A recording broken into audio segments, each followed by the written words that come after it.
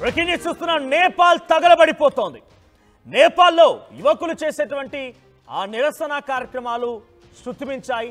పెద్ద ఎత్తున అక్కడి అధికారులని ముఖ్యంగా మంత్రులని సైతం మీరు చూడండి సర్కిల్లో కనబడుతోంది. విష్ణు బొపాయ్ అక్కడ ఫైనాన్షియల్ మినిస్టర్ తిరగబడి పరిగెత్తించి ఇష్టం వచ్చినట్టుగా పిడిగుద్దులతో రెచ్చిపోయారు యువత అంతా. అంటే అక్కడ ఎంతటి స్థాయిలో ఒక ఉద్యమం జరుగుతుందో అర్థం చేసుకోవచ్చు. మంత్రులని ఇష్టం వచ్చినట్టుగా రోడ్లపై పరిగెత్తించి మరి దాడి చేస్తున్నారంటే అక్కడ సిచ్యువేషన్ ఎలా ఉందో అర్థం చేసుకోవచ్చు. సో ప్రజలు మనం విజువల్లో చూస్తున్నటువంటి అక్కడ గమనిస్తే ఆ విజువల్లో కనిపించే వ్యక్తి విష్ణు ప్రసాద్ పడుల్. సో విష్ణు ప్రసాద్ అనేటువంటి ఆ వ్యక్తిని తిరగబడి వెంబడించి మరి దాడి చేస్తూ ఉన్నారు. సో అక్కడ విజువల్లో మీరు గమనిస్తూ ఉంటే పిడిగుద్దులతో రెచ్చిపోయారు. తీవ్రంగా రక్తం గారుతోంది. ఆ తల పగిలిపోయింది, ముక్కు పగిలిపోయింది. సో ఇది ఒకటే కాదు, చాలా చోట్ల ఇదే పరిస్థితి. అసలు నేపాల్లో ఏం జరుగుతోందో మీకు వివరంగా చెప్పే ప్రయత్నం చేస్తాను. ఒకసారి విజువల్ చూడండి. కార్లు తగలబడిపోతున్నాయి. కార్లే కాదు, ఏకంగా ప్రధాని, అధ్యక్షుడు, పార్లమెంటు, సుప్రీంకోర్టు అన్ని భవనాలని తగలబెట్టేస్తున్నారు. ఎక్కడికక్కడ నిరసన వ్యక్తం అవుతుంది. చూడండి, ప్రతి చోట అక్కడ అగ్నికిలలు ఎగిసిపడడం మనం చూస్తూ ఉన్నాం. ఎక్కడ చూసినా కూడా అక్కడ ప్రధాని ఏ తేడా లేకుండా, వాడు వీడని తేడా లేకుండా ఎవరిని వదిలిపెట్టకుండా వాళ్ళ ఇండ్లకి నిప్పంటిస్తున్నారు, పరుగులు పెట్టిస్తున్నారు. ప్రస్తుతానికి నేపాల్లో ఆర్మీ పాలన కొనసాగుతోంది. ఆర్మీ టేక్ ఓవర్ చేసింది.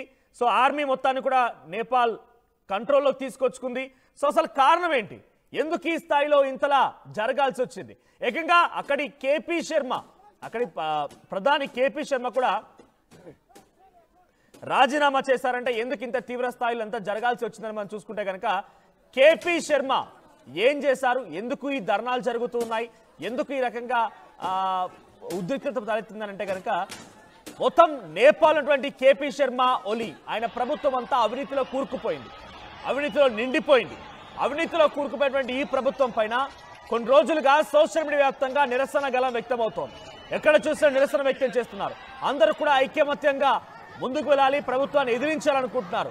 యువతకి ఉద్యోగ అవకాశాలు లేవు, యువతంతా పెడదారిని పడుతోంది. చదువుకున్న వారికి చదువుకున్నట్టుగానే మిగిలిపోతున్నారు. ఉద్యోగ అవకాశాలు లేవు, వ్యాపారం చేసుకుందామంటే అవకాశం లేదు.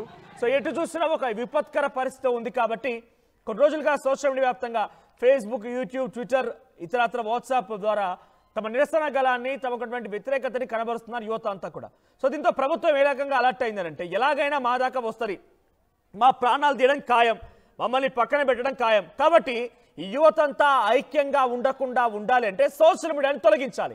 కాబట్టి ఒక నియంత్రణ పెట్టుకొచ్చారు.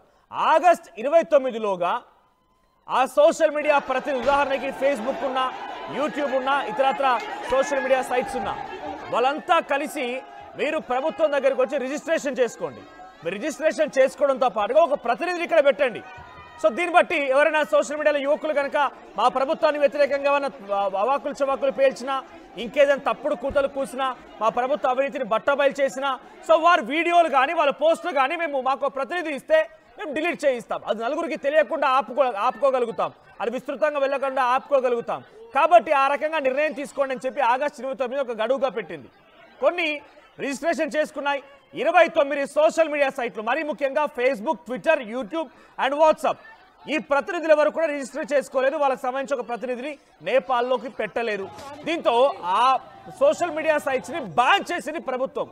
ఒక అదునుగా చూసి బ్యాన్ చేయడంతో పబ్లిక్ ఉద్యోగాలు కోల్పోయారు. సోషల్ మీడియా ద్వారా వచ్చే ఉద్యోగాలు లేవా, సోషల్ మీడియా ద్వారా వచ్చేటువంటి ఉద్యోగాలు కోల్పోయారు. సోషల్ మీడియా ద్వారా తమ గలాన్ని వ్యక్తం చేయకుండా ఆపేశారు. దీంతో వీరంతా VPN నెట్వర్క్ ద్వారా అంతా కమ్యూనికేట్ చేసుకున్నారు. సో అంతా కొంత రగులుతోంది, అప్పుడప్పుడే ఒక నిప్పు కణికలాగా రగులుతోంది సోషల్ మీడియా పైన బ్యాన్ విధించడంతోనే. ఒక వారం రోజులైంది. ఆ తర్వాత కోషి ప్రావిన్స్, నేపాల్లోని కోషి ప్రావిన్స్ దగ్గర ఒక 11 ఏళ్ల చిన్నారి స్కూల్కి వెళ్తూ రోడ్డు దాటుతూ ఉంటే ఒక మంత్రి కాన్వే వచ్చి తగిలింది. ఆ అమ్మాయికి చాలా తీవ్రంగా గాయాలైపోయాయి. ఆ కాన్వేలో మంత్రి దిగలేదు, అక్కడ ఉన్న అధికారి దిగలేదు, సామాన్య ప్రజలే ఆ పాప మా చిన్నారిని తీసుకెళ్లి ఒక పక్కన కూర్చోబెట్టి ట్రీట్మెంట్ చేసి హాస్పిటల్కి పంపించే ప్రయత్నం చేశారు.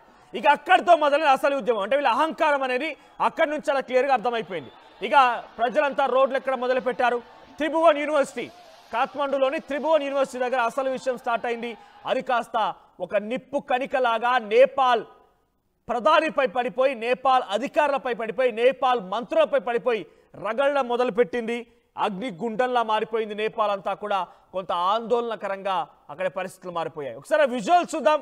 ఆ విజువల్స్ చూస్తే మీకే అర్థమవుతుంది అక్కడ ఎటువంటి సిచ్యువేషన్ నెలకొందనేది.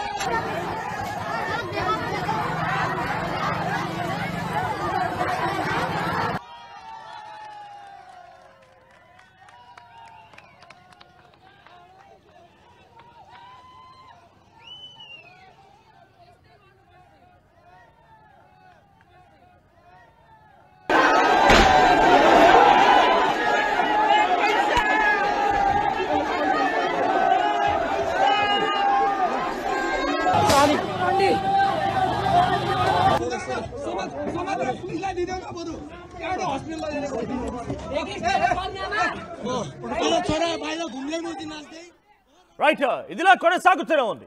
సో దీంతో సోషల్ మీడియా బ్యాన్ పైన యువకులంతా రోడ్ ఎక్కడంతో పోలీసుల్ని తమకున్న భద్రతా బలగాలు ఉపయోగించి 20 మంది యువకులని హతమార్చారు. 20 మంది యువకులను హతమార్చి కొన్ని వేలాది మందిని గాయాల పాలు చేసి ఆసుపత్రి పాలు చేశారు. దీంతో ఇక్కడితో ఉద్యమం ఆగలేదు. పార్లమెంట్ భవనాన్ని చుట్టుముట్టారు. పార్లమెంట్ భవనాన్ని తగలబెట్టారు. హైకోర్టు భవనాన్ని, సుప్రీంకోర్టు భవనాన్ని తగలబెట్టారు. ఒకటి కాదు, రెండు కాదు, ప్రభుత్వ భవనాల్ని, ప్రభుత్వ రంగ సంస్థల్ని, మరీ ముఖ్యంగా మంత్రుల నివాసాన్ని, ప్రధాని యొక్క నివాసాన్ని చుట్టుముట్టి నిప్పంటించారు. ఒక ఉద్యమం రగులుతోంది.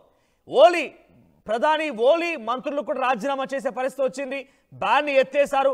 బ్యాన్ని ఎత్తేసినా కూడా ఇంకా ఉద్యమం ఆగలేదు. కేవలం సోషల్ మీడియా బ్యానే ప్రధాన కారణం కాదు.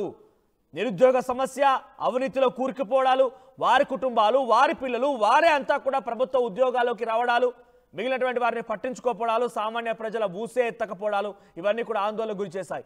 దీంతో ప్రధాని ఓలీ నివాసాన్ని తగలబెడితే ఆర్మీ ఆయన రక్షించి కాపాడి సురక్షితంగా బయటికి తీసుకురాగలిగింది. కానీ ఆయన భార్యపై దాడి జరిగింది. మంటల్లో మరో మాజీ ప్రధాని భార్య కూడా మంటల్లో కాలి బూడిదైపోయింది. నేపాల్ మాజీ ప్రధాని భార్యని కూడా నిప్పంటించి తగలబెట్టారు. ఆ స్థాయిలో ఒక ఉద్యమం జరుగుతోంది. మంత్రిని బట్టలిప్పించి నడి రోడ్డు పైన పరిగెత్తించుకుంటూ కొట్టారు. కుక్కను కొట్టినట్టుగా పిడుగుద్దులతో యువత ఆ మంత్రిపై కొడుతూ రిచ్చిపోయారు. విష్ణు ప్రసాద్ పాండ్యుల్, సో ఆయనని దాడి చేసి చుక్కలు చూపించారని చెప్పారు. రోడ్డు పైన తంతు కొడుతూ బట్టలు తీసి పరిగెత్తించారు. ప్రస్తుతానికి అక్కడ నేపాల్ దేశం మొత్తం కూడా ఆర్మీ పాలనకు వెళ్ళిపోయింది, ఆర్మీ చేతులకు వెళ్ళిపోయింది. ఉద్రిక్తత పరిస్థితుల నేపథ్యంలో భారత్ కూడా అలర్ట్ అయింది. కొంతమంది అక్కడ భారతదేశ ప్రజలు ఎవరైనా ఉన్నా భారత్లోకి అక్రమంగా చొరబడాలని ఆలోచన చేసినా సిద్ధంగా ఉండాలి. కాబట్టి మన భారత ప్రభుత్వం, భారత ఆర్మీ కూడా అలర్ట్ అయిపోయింది. ఉద్రిక్తత పరిస్థితి నేపథ్యంలో భారత ప్రభుత్వం చాలా అలర్ట్గా ఉండింది. సో మనం విజువల్లో చూస్తుంటే అవన్నీ కూడా పార్లమెంట్ భవనాన్ని నిప్పంటించారు. పార్లమెంట్ భవనం పూర్తిగా కూడా కాలి బూడిదైపోయింది. కోర్టు భవనాన్ని నిప్పంటించారు. ప్రధాని నివాసానికి నిప్పంటించారు. ఇలా ఒకటి కాదు, రెండు కాదు, చాలా సంఘటనలు ఉన్నాయి. ఒకసారి దేశ విదేశాల్లో ఇదే మాదిరిగా దేశాల్లో ఆందోళన రేకెత్తించిన పరిస్థితులు కానివ్వండి, ఆందోళన జరిగిన సంఘటనలు కానివ్వండి, అక్కడి నుంచి దేశం వదిలి పారిపోయేటువంటి ప్రధానులు, దేశం వదిలి పారిపోయే అధ్యక్షులు, వాళ్ళకి సంబంధించి లిస్ట్ చూస్తే దాంట్లో మొదటి పేరు మనకు ప్రధానంగా వినిపించేది షేక్ హసీనా. బంగ్లాదేశ్ ప్రధానిగా పనిచేసిన షేక్ హసీనా అక్కడ కూడా ఇదే స్థాయిలో జాబ్ రిజర్వేషన్ కోటాల గురించి ఒక ఉద్యమం జరిగితే ఏకంగా షేక్ హసీనా ఇంటికి వెళ్ళిపోయి తను ఉన్నటువంటి నివాసానికి వెళ్ళిపోయి తన రూమ్కి వెళ్ళిపోయి తన చీరలు కూడా తగలబెట్టారు అక్కడ యువత. షేక్ హసీనా 2024లో తన ప్రాణాలని కాపాడుకోవడం కోసం అక్కడి నుంచి పరుగులు తీసి భారతదేశానికి ఎంట్రీ ఇచ్చింది. ఆ తర్వాత అంతకంటే ముందు గోటబాయ్ రాజపక్స శ్రీలంకన్ ప్రధాని, శ్రీలంక అధ్యక్షుడు గోటబాయ రాజపక్స కూడా ఇదే రకంగా ఎకనామిక్ క్రైసిస్, ఇన్ఫ్లేషన్, ఒక కోడిగుడ్డు ధర 100 రూపాయలు, కనీసం తినడానికి తిండి లేదు, తాగడానికి నీళ్ళు లేవు, ఆహారం లేదు. ఇంతటి స్థాయిలో ఎకనామిక్ క్రైసిస్ క్రియేట్ చేయడానికి నువ్వే కారణమయ్యా అని చెప్పి రాజపక్స నివాసాన్ని చుట్టుముట్టి రాజపక్సాని పరుగులు పెట్టించారు. ఎక్కడికి వెళ్ళిపోయాడో కూడా ఇప్పటి వరకు అసలు దిక్కు దిశ లేదు. వాడు బతుకున్నాడో కూడా తెలియదు. ఆ తర్వాత కేపీ శర్మ ప్రస్తుత పరిస్థితి నేపాల్లో 2025లో కేపీ శర్మ ప్రస్తుతం ఆ రకమైనటువంటి పరిస్థితిని ఎదుర్కొన్నాడు. ఆయన ప్రస్తుతం ఆయన ఎక్కడున్నాడో తెలియదు, నేపాల్లోనే తలదాచుకున్నాడని చెప్పి అక్కడ ఆర్మీ చెప్తోంది. బట్ అది మనం యువత మాత్రం అక్కడ ఉన్నటువంటి నేపాల్ యువత మాత్రం నమ్మడం లేదు. సో మరోవైపుగా ఇంకా చాలా ఈవెంట్స్ ఉన్నాయి. 2011లో తునీషియా జినే అల్ అబిడెనే బెన్ అలీ, సో ఆయన కూడా ఇదే రకంగా అక్కడ ప్రజల నుంచి వ్యతిరేకత ఎదుర్కొని సౌదీ అరేబియాకి పరారైపోయారు. హోస్ని ముబారక్ ఈజిప్ట్లో 2011లో చాలా రోజుల తర్వాత అక్కడి అధ్యక్షుడు రిజైన్ చేసి అక్కడి నుంచి దేశం వదిలి పారిపోయాడు యువత ఆందోళన చేపట్టడం మూలంగానే. ముమ్మార్ గడఫీ లిబియా 2011లో ఆయన కూడా యువత చేసేటువంటి ఆందోళనలు తట్టుకోలేకనే దేశం వదిలి పారిపోయాడు. తర్వాత చచ్చిపోయాడు కూడా. He was ultimately killed. ఆయన చంపేశారు 2011లో లిబియాకు సంబంధించిన అధ్యక్షుడిని. ఇక అలీ అబ్దుల్లా సలే 2012లో ఎమెన్ ప్రభుత్వం నుంచి ఆయనని తొలగించేశారు. ఆఫ్ఘనిస్తాన్లో ఇదే జరిగిన తాలిబాన్లు కూడా ఈ రకంగా ఉద్యమాలు చేపట్టి ప్రభుత్వాన్ని చేజెక్కించుకున్నారు. సో అంతకంటే ముందు 1998లో కూడా సుహార్టో ప్రెసిడెంట్, ఆయన ఇండోనేషియా ప్రెసిడెంట్, ఆయన కూడా ఈ రకంగానే ప్రొటెస్ట్ చేసి గద్దె దించారు.